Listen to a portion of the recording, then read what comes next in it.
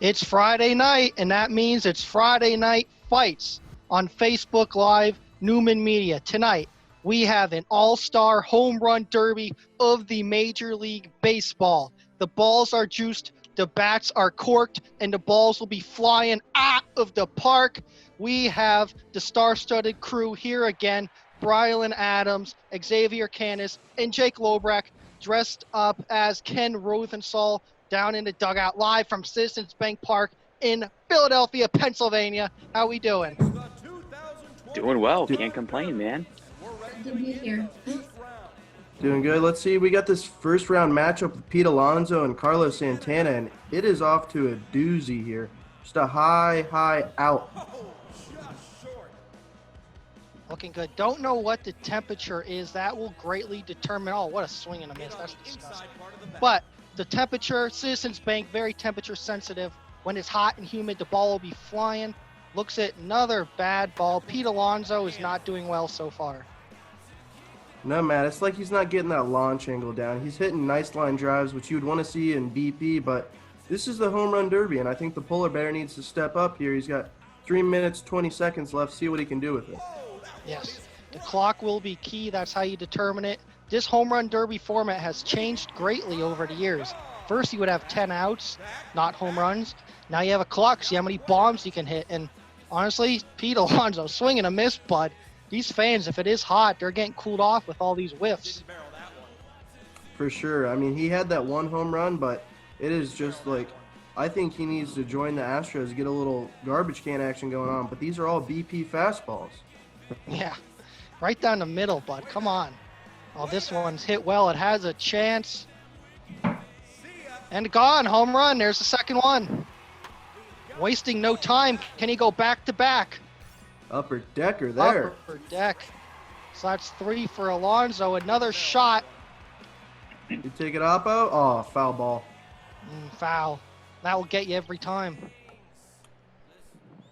But Pete Alonso kind of found his groove there, and he's got another one sailed. And there it is. Yeah, Pete Alonso, the defending home run derby champ last year in Cleveland, just really woke everybody up in that late home run derby exhibition. That was a fun watch. I think he's the first rookie to ever win that. Yes, he was, and a lot of people thought that he robbed Vlad Guerrero Jr. as Vlad was bombing 27 in the first round, and out of nowhere came Pete Alonso. He's got another second decker. Oh no, my bad. I got fooled. My depth perception sucks. Yeah, Pete's got 4 on the board right now. I don't think that's gonna be a really game-winning number there. He's got 5 now, but let's see what he can do in these last 2 minutes. 2 minutes to go. 5 home runs for Pete Alonso. And yep, comes back and hits another 350-foot line drive. That's not going to put anything on the board for him. Seems like he's going center field a lot. I think the best strategy here would try to be just pull and get it as far as you can into left field. Yeah, you think his timing obviously isn't down. Not a shocker coming out he plays for the Mets, but right. You know, he's got to figure it out here soon, or else he isn't going to be batting again. Yeah, you got a feel for the Mets pitchers. I mean, they're so dominant, and their offense just gets them no runs to work with. They lose a lot of 2-0, 3-0 games, and they're still gems by the pitchers. They go deep into the game. Can't ask for much more. I think Pete Alonso is going to be kind of a shining star in that organization for years to come. Yeah, absolutely. And hopefully the Mets can take care of him and not kind of ruin his career like they're trying to do to Noah Syndergaard right now. Right. So a lot of potential for him. I mean, Pete's got a 498-foot home run under his belt in this round. I think he should save a little gas in the tank and just start hitting ones right over the wall. Just scoring them, not trying to get them to the fans in the cheap seats. Exactly. You know, you look at sort of like that Last Dance, people all the way up at the top, you can't see, you need binoculars. But going 350 is just as far, it counts just as much as going 460, so. Right. Jake, you seeing anything down there in these last 20 seconds? Pete Alonso officially sucks. I have noticed that he only has 8 home runs, and It's just like last week with the NBA game, how, you know, the Raptors sucked. Alonso can join that franchise. The You know what it might be? It might be those orange batting gloves. You know, bright colors. He might be tripping himself up when he's swinging there. Oh, is Right. that what color they are? Let me put the glasses on. Oh, yeah, they are orange. Good call, Doc. Good call. Had to be. All right, put Not a up fan. 10 on the board to Carlos Santana's. Carlos Santana only put up 5? Wow. Hey, guys, I'd What a like to rescind my... disgusting display. I'd like to take back my comment on Pete Alonso. Maybe Carlos Santana got a little gassed breaking all the TVs in his old dugout. Yeah. Yeah, you know, them guys losing 8-1 and they're playing Fortnite in the clubhouse. Santana hurt his arm. Smashing TVs. But here we got another NL East matchup between Ronald Acuna Jr. of the Braves and now Pete Alonso of the Mets. Yeah, Ronald Acuna Jr. really just stepped onto the scene in his rookie year, and him and Ozzy on that team they're going to be a good tandem to come in the NL East. I'd like to see what NL East shapes up if anything happens this year. I think that was going to be one of the divisions to watch.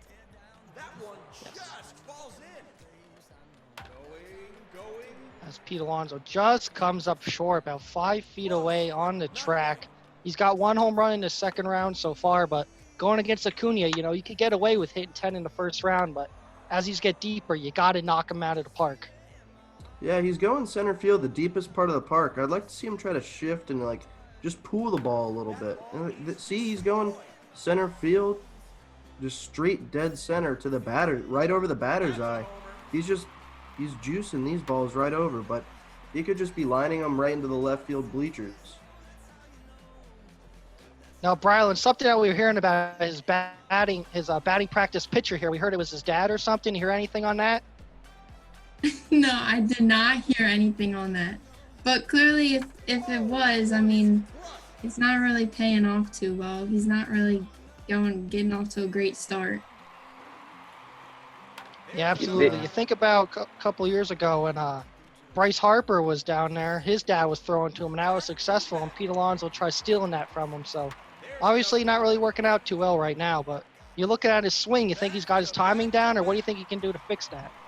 I think like Xavier was saying, if he tries to pull the ball, I think it'll make it easier on himself to get in more home runs. I think he's trying to go center field way too much, and he's using up all of his energy.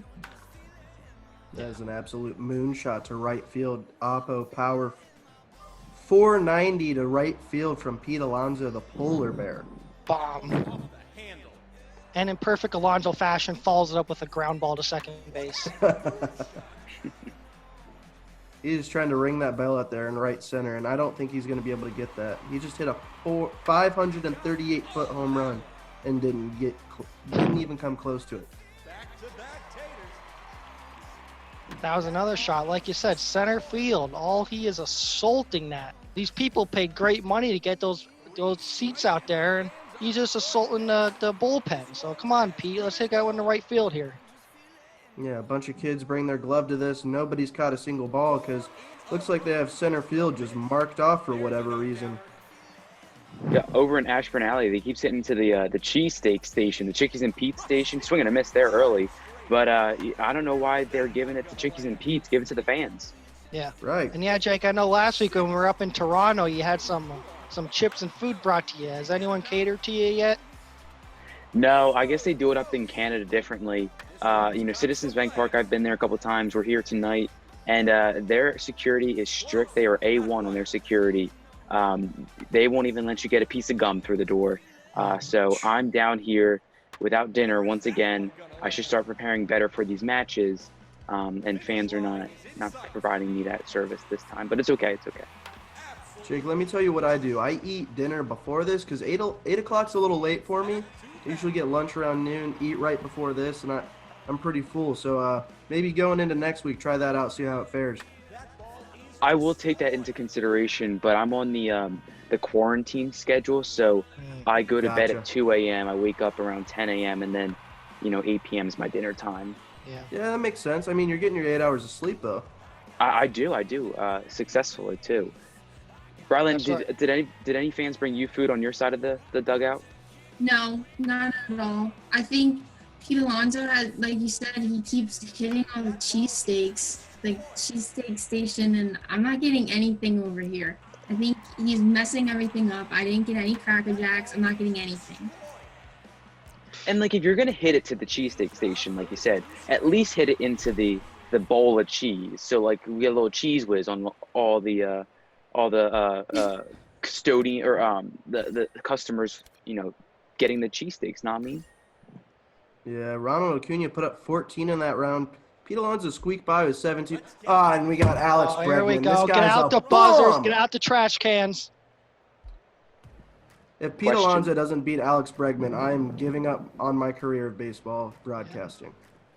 Absolutely, yeah. Alonso found his groove, knocking 17 out of the park last time. So hopefully he keeps it up. But Bregman's probably got that camera mounted in center field. Yeah, I heard Alex Bregman's just having any opposing AL pitcher coming at him because he knows what he's going to throw anyways. Yeah.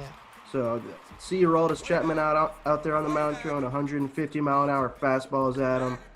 Anything that's going, it's going right out of the park though. Alex Bregman knows exactly what's coming. Yeah. I'll tell you what, Jake, to your point, talking about your waking up at noon, nothing says summer like some baseball hot dogs, waking up at noon, and everyone running away when I take my shirt off at the beach. So classic. Now that we're here at summer break, this is just what we need to kick it off. Yeah, I'd like to see Pete getting in a better groove here. He's got 4, and we got 3 minutes 30 seconds left. I think he needs to put up at least 15 to win this round. Yeah, absolutely. Because even Bregman, let alone, not counting for the cheating, he is a pretty strong guy who could probably knock some out in a small ballpark here in Philly. So Pete Alonso's going to have to probably get more, like you said, 15 or higher to win this. Yeah, and we saw Alex Bregman last October hit a home run in Minute Maid Park, took his bat all the way down to his first base coach, and what does Juan Soto do the next half inning? The exact same thing. Exactly. Let the kids play. Yeah. Matt, what are your thoughts on the bat flip? I'm a fan of it. Being a showman, trying to do as many stupid things as possible to make people laugh. I love bat flips. I love getting under people's skin, making the other pitcher angry because, so what? So maybe you get a 99-mile-an-hour fastball drilled into your back, but if it helps the team win, you got to do it. So, Korean baseball's back. They're up there playing it, and, they accept a bat flip. So, you got a couple guys like Massive Bumgarner who hates bat flips, but he'll be out of the league soon. So, right. If he keeps doing the rodeo and not being able to ride a bike, he'll be out sooner rather than later. That's right. And I was watching that KBO, Korean Baseball Organization. I saw guys bat flipping groundouts. Yeah. It's just like a thing, you lay a bunt down, flip that thing, and run to first. It's like that's what you do. It's not just for home runs; it's an art. Right. It's a morale booster. Yeah. Yeah.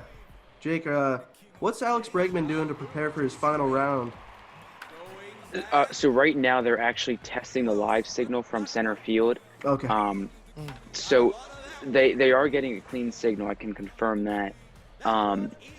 And we're working on the earpiece for the IEM. So we'll make sure that we get the in-ear fixed for him before he goes up the bat. What about is his pitcher's lavalier mic set up so he could just tell him what he's throwing? That's actually our backup plan. Gotcha. So if the in-ear fails, we're just gonna that the lavalier on the pitcher will be the backup plan. Right. And Brylan, I know a lot of people wanted the Astros get punished for this whole cheating scandal, and Commissioner Rob Manfred's in the building here, and he referred to the World Series trophy as a piece of metal. So is the piece of metal trophy down there with Rob Manfred getting ready to be displayed? I think so. I mean, I don't really know. I'm pretty sure it is. Okay, well, that's good. That piece of metal should get displayed, whoever wins this thing. So shout out to Rob Manfred, totally legitimizing the trophy. Right, and it's called the Commissioner's Trophy. That trophy is named after him. As we see, Pete Alonso gets over our estimated home run limit of 15. He's now at 17. Let's see if that's going to be able to hold up. But like you said, he said it was a hunk of metal. The trophy's named after him. So what is he? He's nothing. He is absolutely Someone's nothing son. for the game of That's baseball. what Robotron. he is. Roger Someone's Goodell, son. my commissioner. Yeah, this has been the best thing for Roger Goodell ever. I mean, nobody liked Roger Goodell going into quarantine. I think nobody really has a problem with him except for Dave Portnoy coming out of quarantine. Yeah. He's going to win that bet too, you know? Oh, yeah. But yeah, 17, back-to-back 17. So Alonso's in his groove. We got to see what Bregman's going to. Oh, it tied! And they went for the longest home run for the tiebreaker, and Pete was hitting them 539. He had one 541.2 feet. And that beats Alex Bregman's 523.4. Wow. Jake, we have any insight why this person's gamer tag is Tanny Sean Mack? So I did talk to the player. He aspires to be very tan. Unfortunately, that's not realistic. You know, gingers like myself are very pale, and he happens to also be a ginger. So it's just it's a dream of his that is just never going to happen. I mean, there I is completely self-tanner understand. out there. I mean, Yeah. many girls use it, you know, just throwing it out there. I heard Alex Bregman uses it too. He does. Thanks to old David Hasselhoff. He saw him singing the national anthem on TV the other day and decided to do a little spray tan action. You know, going back to that first round, though, I did catch up with Pete Alonso. And he did tell me he thought he was on thin ice against Carlos Santana. Not really sure why, because he easily slid by him. But the polar bear was able to win the whole thing. Who knew that one was coming? You know what I mean? Right, after that terrible first round, nobody would have thought he would be coming out of that round victorious of the whole tournament. Honestly, that was the greatest blessing he could have had, was going against Carlos Santana for whatever reason, laid down a dud. Don't know if there was lead in his bat or something, but point out 5 home runs is disgusting. Get off the stage. You don't belong in. So, but Alonso took advantage of that opportunity and took it to the bank. No, Billy Hunt's not here, but I think he could have put up 5 home runs if he was given the chance at Citizens Bank Oh, Ballpark. easily. That dude's jacked. I can't wait for his 2K card to come out. Yeah, Oh, yeah. He said he was talking with him, hopefully looking like a Jack Kyle Lowry out here. But I don't know. RBI Baseball, I think, did the players a little dirty. I think their mechanics are a lot smoother than that. But I don't know. I'm still flabbergasted by Carlos Santana only hitting 5 home runs. I don't really know what to make of this, but I'm just glad Alex Bregman lost. That's really all I wanted to see coming out of this. I'm happy for Pete Alonso defending his championship, going back-to-back home run derby champs. It's really all I got.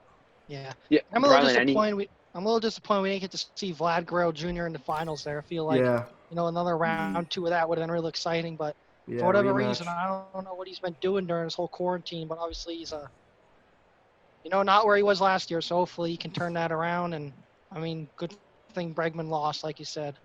Right. And I was in the home dugout. Excuse me. Brylan was in the away dugout. Any final takeaways, Brylan? I was just gonna say that I thought it was really cool that Pete Alonso, he came back after that terrible first round. You know, like we said, it wasn't his best, but he could have got down on himself, but he didn't. And he came back better than ever. 3 words. Proud of him. And that's going to wrap things up. Another edition of Friday Night Fights. Any final takeaways, guys? Nope, none from me. No, Awesome. not at all. Another great bout. Proud of it, and can't wait for next week. I can't wait for next week either. Hey, if you're tuning in right now on Facebook Live, 8 p.m. every Friday night, be there, be squared, Facebook Live, Newman Media, catch Friday Night Fights, Jake Lobrecht, Matt Zopp, Xavier Canis, and Brylan Adams saying so long. We'll see you next time.